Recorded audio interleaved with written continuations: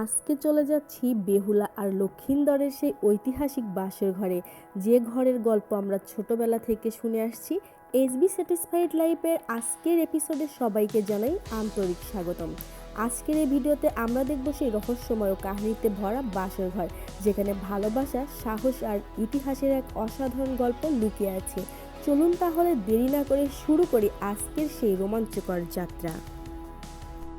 আমরা চলে এসেছি রাজমণি পিরামিডের বাহিরের সাইড। এইটা আমরা চলে যাব পিরামিডের ভিতরে, এবং ভিতরে কি কি আছে সব কিছুই থাকবে আজকের ভিডিওতে।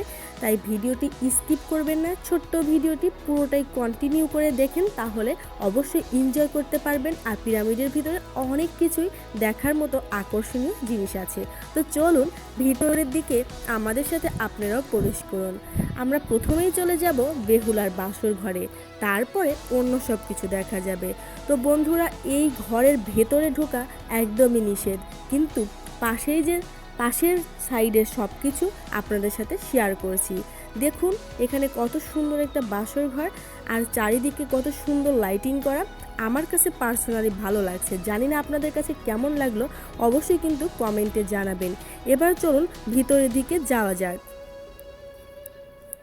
ভিতরের দিকে লাইটের ব্যবস্থা একটুখানি কম, তাই হয়তো দেখতে একটুখানি অসুবিধা হতে পারে, কিন্তু সব কিছুই তুলে ধরবো আজকের এই ছোট্ট ভিডিওতে। এখানে দেখুন বন্ধুরা, রাজা রানীদের মৃতদেহ মমি করে রাখা হয়েছে। স্বল্প আলো হলেও এখানে কিন্তু ঘুরে দেখতে ভীষণই মজা লাগছে। তো নিজের চোখে দেখার আনন্দই আলাদা, তারপরেও আপনাদের সাথে শেয়ার করছি। এখানে রাজা রানীদের মমি করে রাখা হয়েছে, দেখুন একে একে সব কিছুই দেখাবো।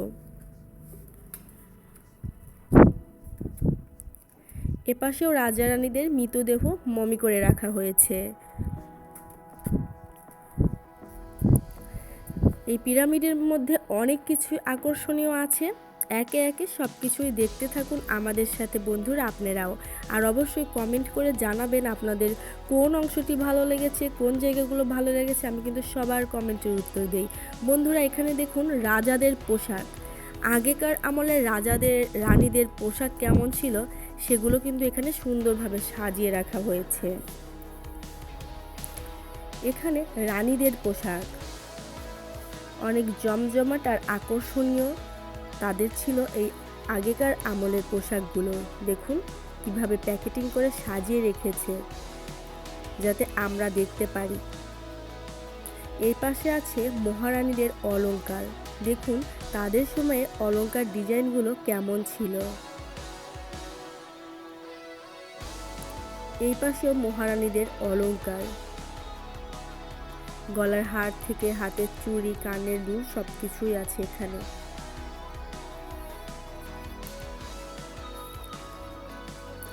এই পাশেও মহারানীদের অলংকার, বিভিন্ন গলার হারের ডিজাইন, বিভিন্ন সুন্দর সুন্দর চুড়ি। এখানে রাজা বাদশাদের জন্য আছে মণিমুক্তা, দেখুন তখনকার সময় মণিমুক্তাগুলো কেমন ছিল। আমার কাছে কিন্তু খুবই ভালো লাগছে, আপনাদের কাছে কেমন লাগছে অবশ্যই বলবেন। তবে ভিতরে একটু আলোর স্বল্পতার কারণে এতটুকুই দেখাতে পেরেছি বন্ধুরা, তবে বাস্তবে দেখলে আরও বেশি সুন্দর লাগতো। আজকের ভিডিওতে বেহুলা আর লক্ষিন্দরের সেই বিখ্যাত বাসরঘর আমি যতটুকু ঘুরে দেখতে পেরেছি, ঠিক ততটুকুই তোমাদের সাথেও দেখানোর চেষ্টা করেছি। সেখানে ছিল রাজা রানীদের ব্যবহৃত নানা ধরনের অলংকার, মণিমুক্তা আর ইতিহাসে ভরা অনেক আকর্ষণীয় জিনিস। পুরো ভিডিওটা তোমাদের কাছে কেমন লেগেছে অবশ্যই কমেন্টে জানাবে। ভিডিওটি ভালো লাগলে লাইক ও শেয়ার করতে ভুলবে না, আর চ্যানেলটা সাবস্ক্রাইব করে বেল আইকনটি অন করে দিও।